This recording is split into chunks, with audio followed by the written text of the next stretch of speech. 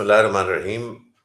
My name is Mosharraf Zaidi. Welcome to another Tabadlab Live. This is the forum where we try to have interesting conversations about things that are important, not just to Pakistan, but to the region and the world. And of course, this week, Pakistan is hosting the heads of government meeting of the Shanghai Cooperation Organization. Those meetings got kicked off last night with a dinner.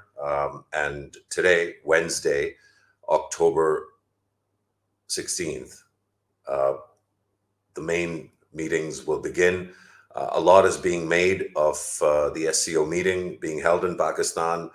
There are lots of both domestic and international issues around this, but we thought it would be interesting for us to explore really why something like the SCO is important, why this term minilaterals is showing up so much more. And to have this discussion, I asked former colleague, very dear friend, and of course, Pakistan's former national security advisor, who is currently the vice chancellor of the Beacon House National University in Lahore, Dr. Moeed Yusuf, to join me and perhaps help explain the context of the SCO summit and what it means in terms of the wider array of minilaterals that are popping up all around the world, and of course, how all of this relates to Pakistan in terms of opportunities and perhaps threats that emerge from this new trend for the Islamic Republic of Pakistan. So without further ado, welcome Dr. Moeed Yusuf.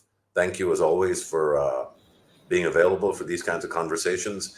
I know you, just like we are at the Tabadlab, and in fact, you helped kick that off. We've spent the last year and a half examining the role of middle powers. Certainly part of that is informed by I think our mutual interest in Pakistan as a middle power, but that raises all sorts of questions about what the great powers are and how they relate to the world. And in many ways, this is something that you yourself are studying right now as a scholar, non-resident scholar at the Kennedy School at Harvard. So maybe just walk us through what this concept of minilaterals is and how it relates to great power competition, but also what it does in terms of the choice matrix for middle powers. Thank you. Thanks, Mosharraf, for having me. Always good to be talking to you. Before I answer your question, I think it's important for you and all of us to understand what this evolving global order is, because everything is flowing from that, right? I mean, we're having all these conversations about US, China, war, confrontation. What's the world? And there, what you need to understand is that we went from the Cold War, which was a very clear bipolar arrangement in the world, US and Soviet Union being the two poles, to a unipolar moment, which is actually very rare in human history. I mean, these are usually transitory phases where, you know, for a period of time, it could be 20 years or 50 years or 100 years, but this is not the most stable equilibrium if you ask international relations theorists, right? Now we seem to be getting out of that unipolar moment into something else, and the jury is still out. Most are saying it's going to be a multipolar world. I personally don't agree with that, actually.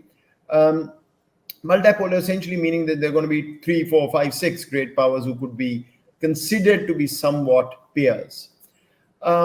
There's a big difference between today and the Cold War. And that is that in the Cold War, you had this group of third bloc countries, if you will, countries who said, look, keep us out of this. And they were called the non-aligned movement.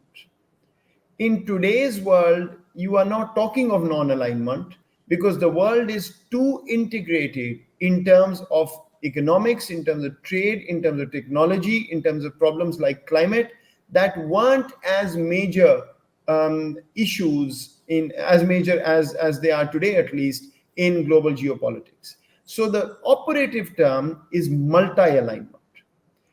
Countries who are not great powers, but who are still important enough that they can't be ignored by either the US or China, who are the two sort of big great powers, if you will, right now, they are going to have a play on where the world goes. And any number of these countries, many of them you'll see at the SCO summit, some of them you saw at the BRICS just a few days back. These are countries that are going to actually have to play this or have, make this choice of not being either in the US or China camp, but wanting to benefit from both. Now, the only way this can happen, A, Pakistan alone, and India alone, Saudi Arabia alone, cannot do this. So, the real question I'm studying, and others are, is whether these multiple middle powers can come together and cooperate, whether in these kind of multilaterals, and multilateral essentially is just a term that you use to define groups where a number of such countries are coming together with others. Can they cooperate on issues in ways that they don't have to make this binary choice, either I'm with the US or I'm with China against the other? And is there a way where they can cooperate and bring the overall temperature of the world or global geopolitics down, rather than creating these divisions that we saw during the Cold War, which are going to be a disaster in today's integrated world? I mean, it's easy to say that I'm going to break away from one technology and go to the other. In reality, this is going to create mayhem. So that's fundamentally where we are. And that's why these multilaterals become so important, because it's not only groups of countries coming together, all of them are coming together thinking of this larger play on where they fit in the US-China, unfortunately, intensifying rivalry. So what you've referred to as multilaterals, Moeed, is of course, what we're calling minilaterals. I want to just pull up a quote from Chris Brummer, who teaches at Georgetown Law, and he's really the one that's done some of the most kind of interesting work around why these multilateral fora are popping up. So he says the global multilateralism characterizing the last 50 years of the international economic affairs has been supplanted by an array of more modest and less ambitious joint ventures, more modest in size, formality, even inclusiveness. So they're actively exclusive. They play a small ball on the court of international affairs and embrace what can be described as distinctively minilateral strategies of economic statecraft. There are two things there, Mosharraf. I think you need to be clear. So one, the term I'm using is multi-alignment. That's different. That basically means that these middle powers want to align at the same time, simultaneously, with both the US and China, and with multiple countries in their middle power cohort, right? So Pakistan can be working with the US and China and Saudi Arabia and whatever at the same time, right? So that's one. The second part is, this economic statecraft. I think we have to be clear about this. And unfortunately, I don't think Pakistan's contribution to this space has gotten enough credit. Look, the issue is that economic statecraft, or what the world calls geoeconomics, is another term used for Machiavellian geopolitics. It's just basically using economic tools to get whatever you need in terms of your national interest, and they can be as realpolitik and as cutthroat as classic geopolitics.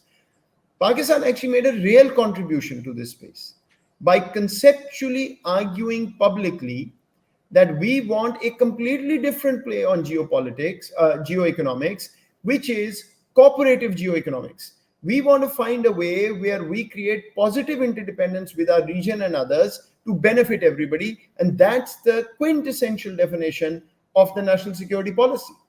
Unfortunately, we haven't taken any credit for it, but we have to move away from this concept that everything economic in statecraft is going to be competitive. Countries like Pakistan must find ways to cooperate on economics with their region and others outside if we have to survive this next round of great power competition. Otherwise, given our geography, we will very easily become, unfortunately, a proxy battleground for them. Like, I think this is a really interesting topic that, obviously has baffled Pakistani policymakers and challenged Pakistani policymakers. Maybe one of the reasons why enough credit isn't given is that in the fora that do exist, it hasn't always been clear that Pakistan's been able to take advantage. So I suppose at some level, at least in my view, it seems like the Foreign Office is able to negotiate quite successfully really interesting positioning for Pakistan, whether it's, for example, being part of the CARIC group of countries. That's a Central Asian Regional Economic Cooperation sort of block of 15 countries. It's a brilliant formulation, and it aligns with what you've been talking about, what the national security policy tries to do, but really what Pakistan's national security perspective has been since the mid 1990s. Whether it's ECO, which actually predates CARIC, and again is a really important formulation, or whether it's the SCO, and I think we'll come to the SCO in a second, but just maybe comment on what the difference in terms of the Pakistani potential and opportunity is, and what the performance has been, and why this huge gap. I think some of the answers are obvious, so I'm looking for something less obvious. I would just simply discount potential. Look, if you didn't have tremendous potential as a country, you won't be talking of yourself as a middle power, right? I mean, there are many, many countries in the world who you don't talk about every day because they've either reached their potential or, they're given their size or geography or whatever it may be, it's very limited. Pakistan doesn't have that problem. But Pakistan always reminds me of this very unfortunate quote that I can, or paraphrase, for you. There was a sports coach in the US. Once upon a time I was an athlete, and he used to always tell me that potential is a curse word. And I would say, what does that mean? And he would say, basically, if you're telling me that this guy has potential, all you're saying is he's never achieved anything in life. So one day he might, right? And the problem, Mosharraf, is that at some point you give up on potential. If I keep telling you Mosharraf Zaidi has potential, then at some point you're going to say, yeah, if they're unable to show that potential for what it's worth, then let's move on to the next recruit that we want for our golf team or cricket team or whatever, right? That's fundamentally where I feel we are stuck. We've been talking about potential of our geography, potential of our people, potential of our size. We haven't delivered because our policies are actually antithetical to benefiting from that potential. If you've got a location and the only use you can find of that location is to fight wars which happen around you, then clearly you are undermining the potential of that location, right? I'm not saying it's our fault or somebody else's fault, but that's how it's played out. If you're talking of a size, and rather than harnessing our human potential in terms of skill, all we are doing is producing more kids, then obviously at some point resources are going to run out. If your education expenditure, and you know this much better than I do, if your education expenditure puts a big banner out there for the world to say, we don't care, we are not going to educate our people, we are more interested in roads and our sort of elite class sort of capture and lifestyle, then okay. Then you're going to send unskilled labor to the world. And what is happening with you in the Gulf today will happen, that they're going to say, we don't need this anymore. So, Mosharraf, these are choices we make. Potential is perhaps God-given, geography is God-given, size, whatever. But it's us. We have to work not 9 to 5, but 5 to 12 if we want to deliver. I mean, I'm just giving you, I want you to clarify, you don't mean 5 in the morning to 12 noon. You mean 5 in the morning to 12 at night, because that's exactly right. That's exactly right. You got to do that. Otherwise, I'll be very honest with you. The world that we are now seeing evolve, there are going to be no friends. There are going to be no people with old relationships. There are no bonds created through religion or whatever, or ethnicity, or countries are going to be cutthroat in their competition. And the competition is going to be both economic and military. And if we are unable to play that game, the SCOs of the world are not going to be beneficial to us. And some within the SCO will benefit from the same SCO. So let's talk a little bit about the SCO.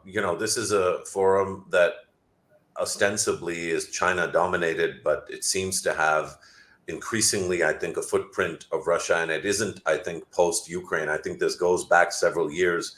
I know that you've examined this in close detail, and we've tried to understand this together a little bit as well, especially sort of post-Ukraine. What is the SCO? Like, yes, it's a minilateral, but it didn't pop up as a response to the Quad. it goes back to 2001. So what was the thinking in Beijing and later on in Moscow that made the SCO as vital an organization as it seems to increasingly be? So two things I'd say. First of all, I don't think it's China and then Russia. I think it came about because Russia and China wanted to put a joint face to quote unquote what they saw was continuing Western hegemony, right or wrong, right? So But this yes, is all the way back in 2001. no. What I'm saying is the sequence, you're right. But I think you've always got to think of SCO as China plus Russia, not China and then Russia. At least the Russians won't accept that formulation. The second thing is that the start was because countries that think long term, China, had figured out where the world is going. And they'd figured out what their strategy is going to be. So they want these kind of minilaterals. BRICS is another good example. They want these kind of minilaterals to come about where they're not alone standing up and saying, I want my world order, I want my worldview, I want my space. There are other quote unquote like-minded countries who come together and are closer to their camp than the other camp. Now, this is where the complication comes. In these multilaterals, most countries don't want to be closer to this camp or that camp. They actually want to be part of both camps. Yeah. So it suits them to be part of this and perhaps Quad if you were to invite them. Obviously, that's not the case here. But BRICS obviously has overlaps. Then many of these countries are also in Western camps, right? So I think that's sort of the configuration we've come to. But today, as the world stands, these organizations, these multilaterals are very much seen as part of that larger game. SCO is seen by the West as a China-led, China and Russia dominated group trying to create a bulwark against, let's say, the US unipolar moment. Then you've got the Quads of the world, the AUKUSes of the world, different reasons why they came about. But these are minilaterals that are seen very clearly as trying to contain China, right? So you can't escape that anymore. The countries who are present in these multilaterals also know what they're doing. They also know very clearly, that they're positioning themselves in a way that they're part. So look at India. I mean, it's a very good example, right? India is part of SCO. India wants to be a player in the SCO. The Indian foreign minister is here, departing from the really obnoxious, frankly, Indian policy of trying to pretend that Pakistan is not their neighbor and doesn't exist. He's here. Why is he here? Not to meet Pakistani officials, but to say, I am an important player in SCO. I don't want to be isolated. Why? Because they want to continue signaling they're not part of only one camp, right? And they're part of then the Quads of the world, which are as Western as they get. So that's sort of the game that's going on. Deeper, if you go one step or one layer deeper, there are real questions here. That's not only grandstanding where you put out a joint statement and people read into that. Is the word Kashmir mentioned? How many times is America mentioned? How many times is China mentioned? How many times? But deep down or a layer deeper, you have real conversations about de-dollarization, right? Now, that is a bit of a myth right now. There isn't much there, but it will raise concerns. It will raise eyebrows. It will have conversations. There'll be more competition around dollarization versus de-dollarization, right? And that's a conversation BRICS has had. That's a conversation. So you are very clearly seeing jockeying for space between US and China. And these countries, US and China, probably want them to be wooed to their side. But these countries are desperately trying to benefit from both camps without picking a side. And again, I think, you have very clear examples like India, like the Saudis, like Pakistan, who've made that case. So just talk a little bit more about India. And again, I'm going to pull up a quote from sort of an old friend of both of ours, C. Raja Mohan. And this is a really interesting quote because, the Indian sort of foreign policy elites have, I think, done a real number on the West. And I think the West is willingly kind of just hook, line, and sinker into it. But it is sometimes a little bit comical. I think this one is really interesting. Raja says, in light of Beijing's rapid military buildup and Washington's difficulties projecting power at such a great distance from its shores, the Biden administration sees minilaterals as a critical instrument to boost Asia's ability to stand up to bullying by Beijing.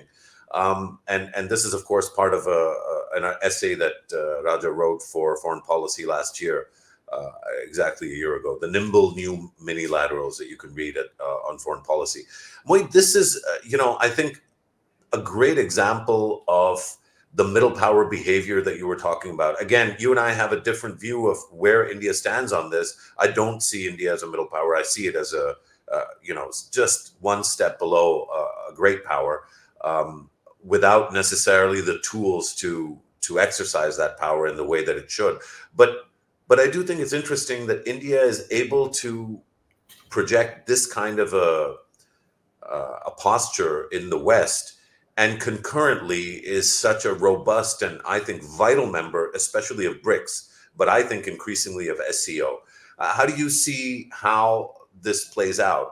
To call the Quad and AUKUS and those kinds of things as an American response to China's dominance, I think is interesting, but I think there's more happening here. Say a bit about what, and how India is leveraging its size and its stature by basically having its cake and eating it too, it seems like.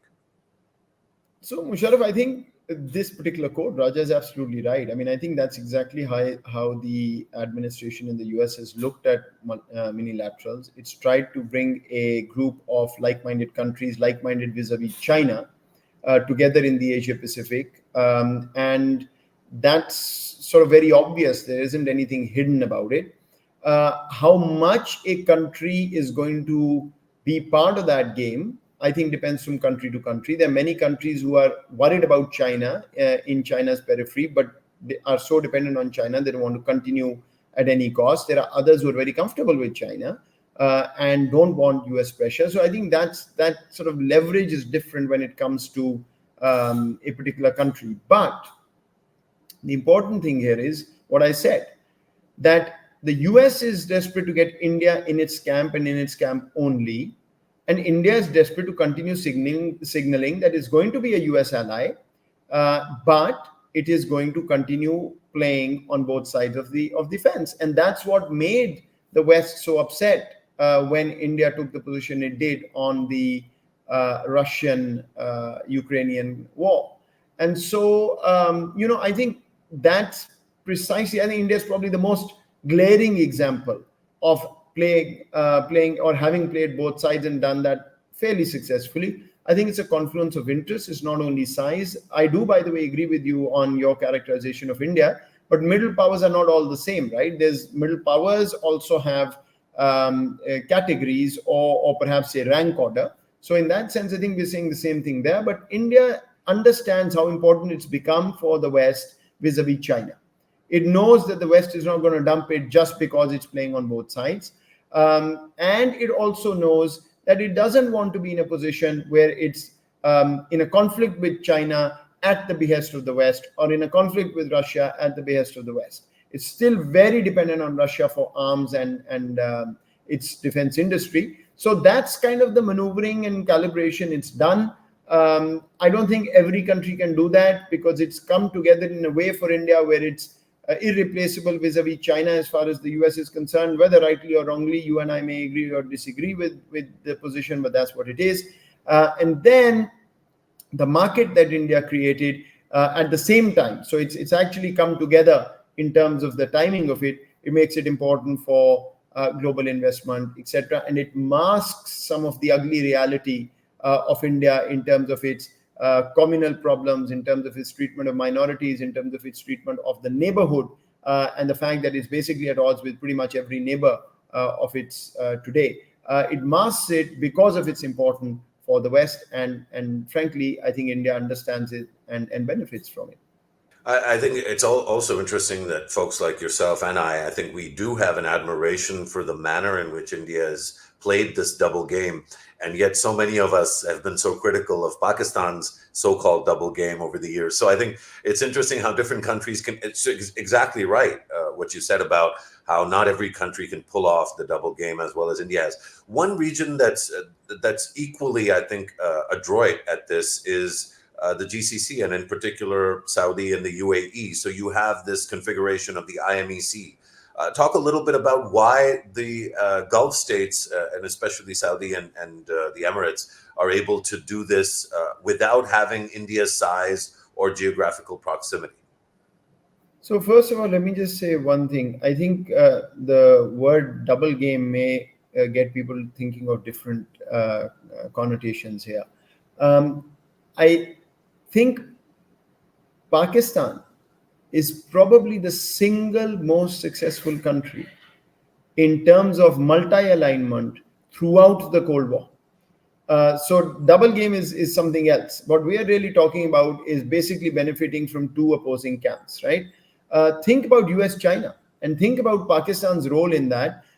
There's no other country I can think of which actually played this so well in terms of benefiting and having a real strategic alliance with a communist country and a Western democracy at the same time. So I think we've done that.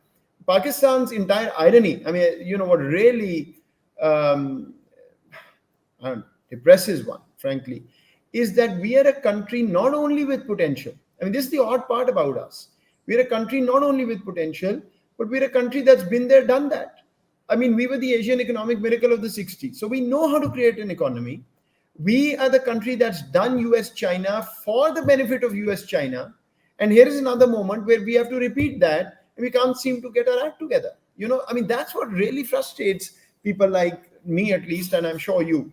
And you know, we're not going to get into a Pakistan conversation around that today, but I think it's there for the taking. The problem is the world ain't going to wait for us, and we've got to figure out whether we want to jump on that bandwagon or not. What is not going to happen, Mosharraf, in this new world is that we want to continue doing what we've been doing and hope that the world will adjust. That's simply not going to happen, and I think that's the struggle we have in our conversations with the world right now. Sorry, no, I was just going to say on the Gulf. I actually don't agree with you. I don't think the Gulf and some other cases like Pakistan in the Cold War, India today are comparable. I think the Gulf is actually played on a natural resource miracle to convert themselves into modern economies, and the UAE probably is the best example there. But I don't think the Saudis, for instance, are playing this multi-alignment double game the way India is or some others maybe. They're very much in the Western camp and are actually using China to leverage more out of the West. I don't think India is in the Western camp. I actually think India in its own mind continues to be an independent charter of its course, even though the actions and India's sort of position on these things has always been dichotomous or somewhat hypocritical, right? I mean, it was never non-aligned, but it was a champion of the non-aligned movement. It's always said no third party in conflict resolution, yet it uses every third party whenever it benefits. So, I mean, you could call that smart, and if you're sitting in Pakistan, you could call that hypocritical. But the point is, you know, countries ultimately operate out of national interest. And I think you see the Saudi position today. They are now modernizing at a very fast pace and actually leveraging China's relationship to get more out of the US. The UAE is actually different. They've actually chosen a camp. They're benefiting from China, but they've even chosen a very clear position on the Middle East crisis. That's not a traditional position that a country would take. So I think they're in a slightly different position. I'm a little more sort of. I think I'm softer on the UAE than most Pakistani strategists. So, but that's maybe for another day. No, I'm actually very soft. I'm actually very soft. I understand exactly what's happening, but all I'm saying is they're not comparable to the India question. I think sure. I think that makes sense. I think that makes sense. But what you said about China and leveraging China, I think is important. I just want to pull a quote up from the SCO summit earlier this year, the main heads of government summit, where President Xi Jinping, as every sort of representative of their country did, he made a speech. And in the speech, he said, I think what China keeps saying, China is ready to work with all parties to fully implement the 8 major steps under high-quality Belt and Road cooperation. We will promote regional cooperation. We will also expand, and this is a crucial part because you talked about de-dollarization, and we'll be talking about India and Russia, and so that's why I pulled up this quote. We will also expand local currency settlement and actively promote the establishment of an SCO financing platform. So, Moeed, I think this part is really crucial in terms of how these multilaterals are going to become instruments of both lawfare and economic warfare ultimately, because the way in which this is going to be interpreted. Just last night, as you would know, Donald Trump spoke to Micklethwait at Bloomberg, and he repeated something that he said many times, which is that under a Trump 2 administration, the US would severely punish up to 100% tariffs those countries that choose to engage in a de-dollarization. Now, the Indians have already done this, of course, and the Ukraine crisis was India's great opportunity to take huge advantage of a spike in oil prices and the sort of differential and arbitrage that was available through that. And they did a lot of that through local currency settlements with the ruble and with the Indian rupee. Similar things are happening in terms of conversations at BRICS. I think it'll take longer in the SCO, but I think it's ultimately going to be driven by China, and that will be the guarantor of this happening. So talk a little bit about what local currency settlement and de-dollarization actually, what it means in terms of real potential. Is it just a threat, or are we seeing more and more actualization of this threat, and what it would mean for, in particular, the US, but also Europe? So first of all, I think, Mosharraf, it's important to put a very clear marker down. Everything that we're talking about is essentially that the world is headed for a obviously suboptimal outcome in terms of this great power rivalry. How intense is it going to become? How important is it for which country? How do we play that? I'm in a very different space on this. I think we still have time as the world to figure out how not to let this rivalry intensify and how to benefit the largest number of countries in terms of continuing some kind of integrated collaborative mechanism as we've seen in the past 30, 40 years. I see middle powers as potentially the grouping on different issues which can actually hold back at least the pace of how quickly this rivalry intensifies and how close we get to a major confrontation, etc. I also think that the US and China will hurt tremendously if they really get to a technology curtain or whatever new form of the Iron Curtain we're going to end up at. So I don't want to lose that anchor just yet.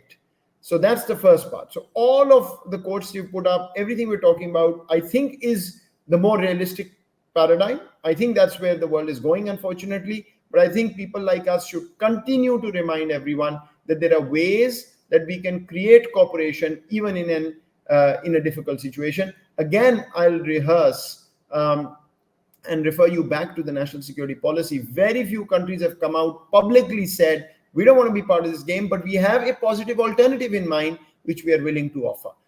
And I think middle powers, that's how you find leadership in the world. We are not going to be a country that's going to be having the largest economy or the largest military in the world or whatever, right? Our leadership comes from normative issues. Somebody takes leadership in climate, somebody takes it in debt, somebody takes it in cooperative geoeconomics, whatever. But then countries have to actually value that, have the self-confidence to project themselves at that. We are not doing that right now as Pakistan or other countries. But de-dollarization is both the most, the biggest challenge that the US faces and a bit of a myth at the same time. You de-dollarize the world, the hegemony of the dollar goes, it's game over. It's going to be a completely different world with different set of rules, different positioning for countries, and the US will lose immensely from that. That is why the US will do everything it can to protect the dollar at the end of the day. The myth part is that there's a lot of talk about de-dollarization, but anytime you go dig up a little bit of what it entails, you realize that these minilaterals can have a sideshow. They can have transactions, they can have some arrangements, but to consider the world moving away from the dollar or to create two camps of currencies, if you will, I think it's just not going to happen anytime in the foreseeable future. I couldn't agree with you more, Moeed. The issue that I see is that a lot of this mythology is adopted and consumed by, I think, I want to choose my words carefully here, but middle That's never you, powers, Mosharraf. Just say it. the middle powers that lack preparation, and I think Pakistan would be a world leader in that area. Middle powers that lack preparation adopt narratives that are, that sound interesting but actually have no anchoring in reality. Just yesterday there was a forum that was pulled together by a local think tank and a group of, I think it was the FPCCI, in which they made a reference to this local currency exchanges and swaps and de-dollarization. And I think that these kinds of narratives kind of getting adopted and being presented as grand achievements in the face of what the real opportunities in the SCO are. And that's maybe where we can sort of close off, not immediately, but I just want to maybe spend the rest of our time together this morning with you kind of helping viewers and listeners understand what the SCO originally was, because to my mind, economic cooperation is the kind of add-on, and that the real potential of the SCO is security cooperation. Within that, if we are to have economic cooperation, what's the likelihood of Pakistan taking advantage of the SCO and these kinds of currency sort of machinations when so much of the potential economically is still untapped bilaterally? So Pakistan, Uzbekistan, Pakistan, Kazakhstan, Pakistan, Tajikistan, these are not well sorted bilateral economic relationships. They're improved dramatically. There's been a huge boost in bilateral trade. The transport corridors have, there's been a lot of improvement. There's all kinds of opportunity, but we're nowhere near actualizing their potential. So maybe, break it down into security cooperation on the one hand, and maybe talk a little bit about rats, and then also this economic part and how likely it is that things will emerge. Um, Whether you will and how well you will run a marathon depends on how fit you are. You could have a group of 10 who trains every day for the marathon. The other 9 are going to run if they're fit. And if you're injured, you'll stay home. It's as simple as that. I keep repeating, gone are the days when you could walk into a room and say, Your Highness, I knew your uncle very well. Your aunt was very good friends with my wife. You've been good to us for the last 150 years, even when the name Pakistan wasn't there. We are brothers, we are sisters. Thank you very much. The bank account is empty. Those days are gone. Wake up. That's it. It's going to be a competitive market for the economy. On security cooperation, it is either going to be nuisance value or positive value. Where do you want to be? Do you want to be the country due to which these cooperative mechanisms sit down and talk about you as a worry? Or do you want to be the country who leads from the front and says, I'm not only going to fix my problem, I'm going to tell you how to do it? Okay, so when we talk a little bit more about this, why isn't Pakistan leading the RATS framework, for example? There's no country in the SCO that has the experience and has the currency of engagement on this issue Well, as robustly as Pakistan does. yeah, I mean, one, in terms of actual leadership, most of these things are rotational. So notionally, every country gets a chance doing something or the other in terms of leadership. But in the real letter and spirit, unfortunately, the problem is that in these groupings too, when you have two adversarial countries, you, as the SCO, don't want to give either one of them that kind of space. That just naturally happens. It's not Pakistan, but Pakistan and India sitting in the same room. I think that's the main reason, without anybody saying so. But Just let me challenge that a little bit, Moeed, yeah, because in 2017, and again, this is something we've talked about. In 2017, when Pakistan and India were brought in together, I don't think it was accidental that Beijing no, and it wasn't. I think Yeah. it was extremely deliberate and it was very purposeful. And it was exactly for the reason of getting India and Pakistan in a room at the regional anti-terrorist structure meetings, at the RATS meetings, to actually break down that instead of trying to punish Pakistan through, remember that that was the time when the Yeah. FATF stuff was happening and a Yeah. lot of the UNSC 1267 stuff was happening. It was Beijing and Moscow that said, listen, this is going to go sideways really quick. And so Mhm. let's get India and Pakistan in the room together. The fact that getting in the room together hasn't materialized, as a Pakistani, I think it's quite clear to me that it's because India doesn't want to be in the room. But what does that portend? Does that mean that minilaterals like SCO at that strategic level are failures? Or does it mean that we haven't given this framework enough time for these things to materialize in the way that they should? Um, What exactly is happening? it basically means that the expected positive outcomes of minilaterals is always lower than what meets the eye. When you get these kind of groupings, you always play at the lowest common denominator, right? Even in human interaction, two people can very quickly decide what to do and 10 take a longer time, right? So I know what you're saying. Yes, they were brought in together. Frankly, they're brought in together because they know if one's left out, they're not going to be happy with it. There's going to be spoiling, etc. So they're brought in, but there is a challenge there, right? I mean, both India and Pakistan struggle not to point a finger at the other in these kind of forums. So that's there. But let's leave India aside for a second.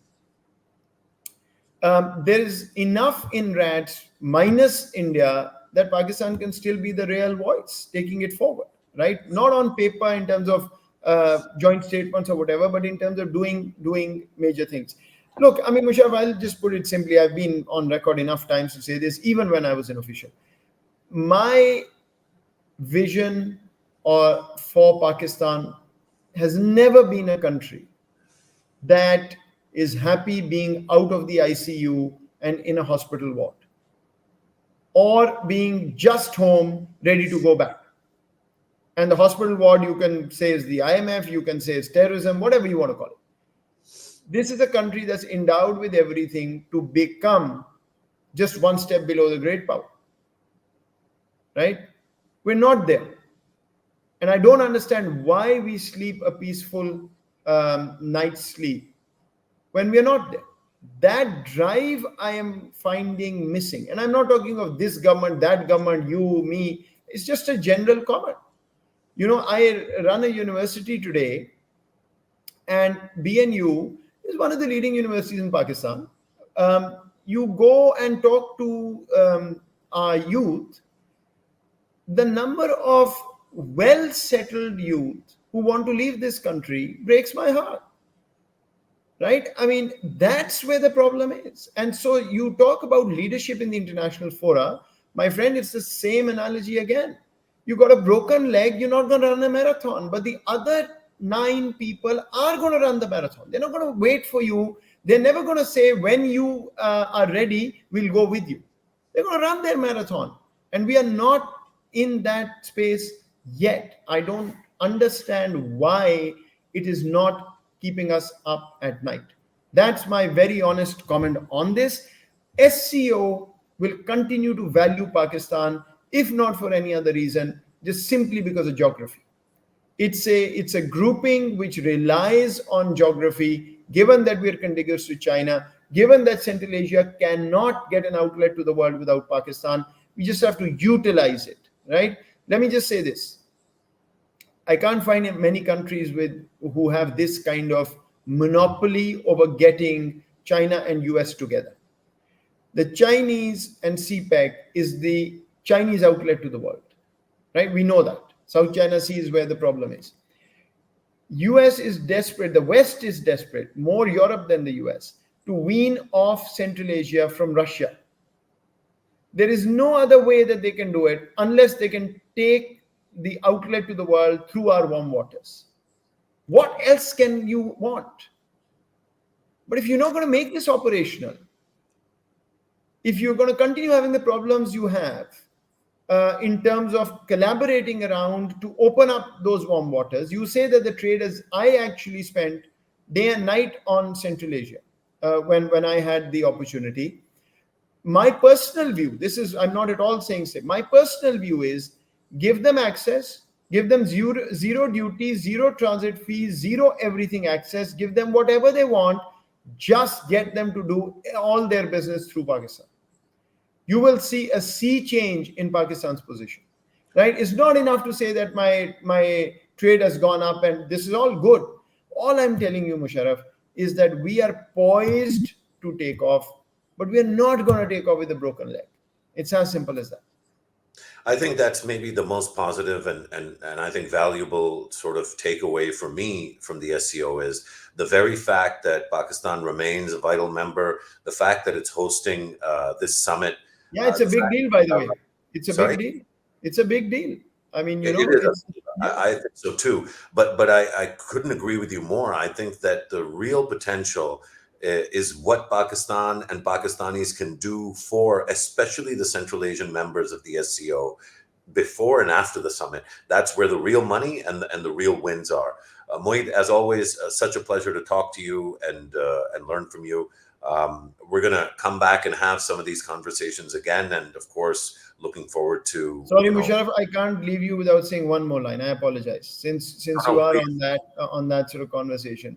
Look, I know the US sort of system well enough. I've engaged enough in terms of intellectual inquiry with the Chinese system.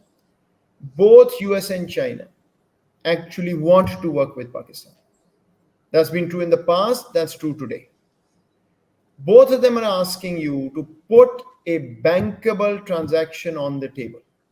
What is it that we want to do together, and how will you deliver? I'm afraid this comment is not going to be true in 10 years if we don't do what we're supposed to do. Let me just leave it there. No, I mean, I would go further and say it's not just China and the US. I think there is money literally on the table, cold, hard cash in Doha, in Abu Dhabi, in Riyadh. And again, the question is there a competent transaction that's available? So I think lots of opportunity, not just at the SCO, but I think that, all of the fora that are popping up, including, by the way, some of the Western formulations as far as Indian Ocean, so-called Indian Ocean, the Asia Pacific, the Indo-Pacific region. As you know, I think Pakistan is a vital Indo-Pacific power, just like it is, a Central Asian, South Asian, and in many ways, Middle Eastern power. So let's continue all of these topics very soon again. Moeed, once again, thank you. Pleasure. Not just for sharing your thoughts, but also I think the positivity that I think this moment merits and the realism that every moment merits. We'll come back to you real soon. Thanks once again, and thanks for watching and listening to those that took the time. Assalamu alaikum.